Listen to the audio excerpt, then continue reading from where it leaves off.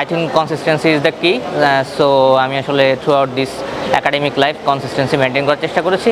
I'm really proud to make them proud. আমার এই অ্যাচিভমেন্টের ফলে ডেফিনেটলি আমার থেকে তারা অনেক হ্যাপি হয়েছে। আমি masters of science in computer science and engineering থেকে গ্র্যাজুয়েশন কমপ্লিট করেছি। Definitely I am really proud, happy. Particularly ও ধরনের কোনো মেমোরি আসলে মনে পড়ছে না। I think consistency is the key. So আমি আসলে throughout this academic life consistency maintain করার চেষ্টা করেছি। সো আলাদা করে আসলে কোনো মোমেন্ট আমি রিকল করতে পারছি না। I am really proud to make them proud.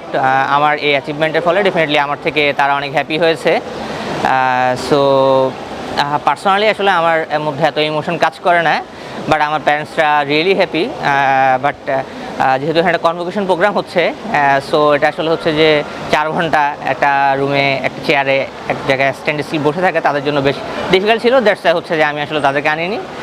However তারা তাদের এন্টায়ার লাইফটাই যেহেতু হচ্ছে যে আমার এবং আমার সিবলিংসদের একাডেমিক অ্যাচিভমেন্টের জন্য ডেডিকেট করেছে, তাদের অলমোস্ট হচ্ছে more than half of income আমাদের এডুকেশনে ইনভেস্ট করেছে।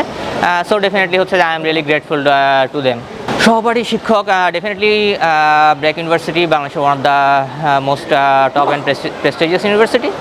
রিসেন্টলি তারা তাদের অনেকগুলো প্রোগ্রামে হিউজলি ইনভেস্ট করেছে এবং আমরা অলরেডি দেখতে পাচ্ছি, ইনফ্যাক্ট দেশ বিদেশে মোটামুটি সবাই দেখতে পাচ্ছে যে আসলে তারা যে ইনভেস্টমেন্টটা করেছে, এফোর্টটা দিয়েছে, সেটা আস্তে আস্তে পেইড অফ করা শুরু করেছে।